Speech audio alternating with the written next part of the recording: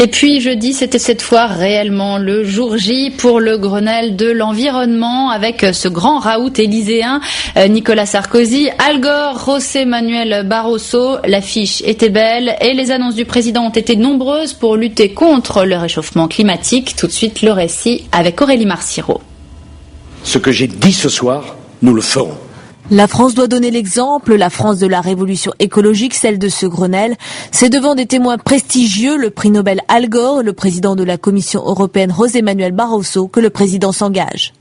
Vos propositions, je les fais miennes, je les porterai et je les mettrai en œuvre. Un discours placé sous le signe du volontarisme, allant quelquefois plus loin que les conclusions du Grenelle. Première décision attendue, elle concerne les OGM. Je dois faire des choix. Eh bien, dans le respect du principe de précaution, je souhaite que la culture commerciale des OGM pesticides soit suspendue. Ceci, en attendant les conclusions d'une expertise à conduire par une nouvelle instance, créée avant la fin de l'année, en concertation étroite. Le président fixe à son ministre de l'Agriculture un objectif, réduire de 50% les pesticides si possible dans les 10 ans qui viennent. Dans le domaine des transports, priorité au fret, au TGV et concernant les voitures, voici l'éco-pastille. Le Grenelle propose une taxe écologique annuelle sur les véhicules neufs les plus polluants. Je souhaite que cette taxe permette de financer le retrait des vieilles véhicules polluantes grâce à une prime à la casse progressive et durable pour aider au rachat d'un véhicule propre. Sur le volet énergie, il demande la mise en place d'un plan national du développement durable, d'un programme national des énergies renouvelables et engage la réflexion sur cette fameuse taxe énergie. Je demande, José Manuel, la création d'une TVA à taux réduit sur tous les produits écologiques qui respectent le climat et la biodiversité. Je me battrai pour cela. Je suis d'accord pour aller plus loin dans la réflexion. La fiscalité écologique ne doit pas se résumer à une compilation de petites taxes. Il faut une profonde révision. L'objectif est de taxer plus les pollutions, notamment les énergies fossiles, et de taxer moins le travail.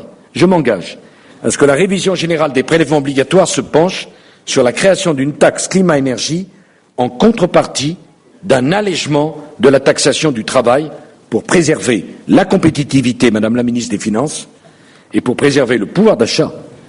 Monsieur le responsable syndical. Nouveau mode de gouvernance, priorité à la responsabilité et à la transparence. La France est en train de changer. Elle veut entraîner l'Europe et le monde dans ce New Deal écologique, dit le président, répondant ainsi à Al Gore, qui quelques minutes plus tôt appelait à un Grenelle mondial.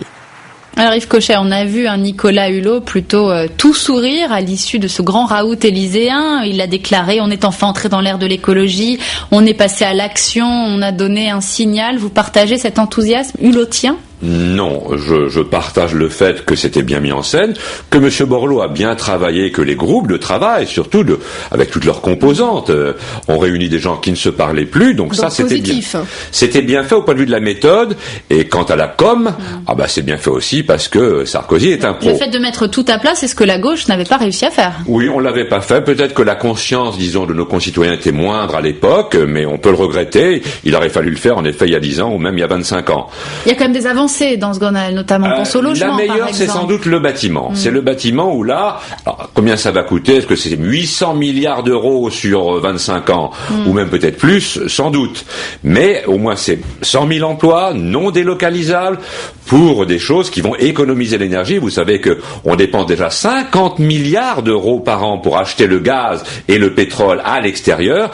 Eh bien, si on peut diminuer évidemment cette facture en devis, ça sera très bien. Le fret, les autoroutes, c'est pas rien non plus? Oui, attention, là aussi il y a des nuances dans la phraséologie sarkozyste.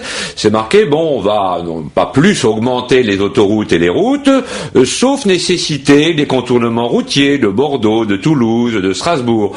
Donc là, s'il y a nécessité, je sais ce que c'est. Évidemment qu'on construit pas pour rien une autoroute, donc je me méfie beaucoup de la mise en œuvre. Pesticides, OGM, là aussi pour vous encore, il y a une entourloupe sarkozyste. Mais c'est très flou. Les pesticides, bien sûr, il a dit moins 50% en disant peut-être si c'est possible, parce que Monsieur Le Métayer prévient président de la FNSEA lui avait dit « Attends, tu nous prends à la gorge, là ». Donc on a, par rapport au groupe de travail même, il y a ici une réduction. Il y a quand même eu une révolution de la part des agriculteurs qui ont accepté de participer à ces tables rondes, qui ont fait des progrès.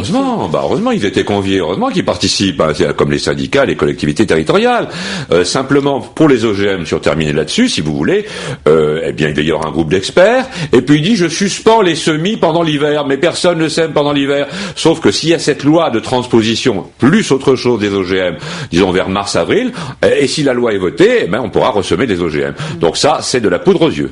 Et dans le même temps, il y a la commission Attali qui fait des propositions assez libérales concernant la croissance. Ça va se heurter ça de plein fouet avec la croissance verte voulue par Jean-Louis Borloo. Mais ça n'existe pas, la croissance verte ou l'économie écolo, etc. Il y a des contradictions et il faudra choisir entre les propositions Attali et les propositions Borloo. Mais on sera très vigilant pour le faire. Allez, on passe à l'affaire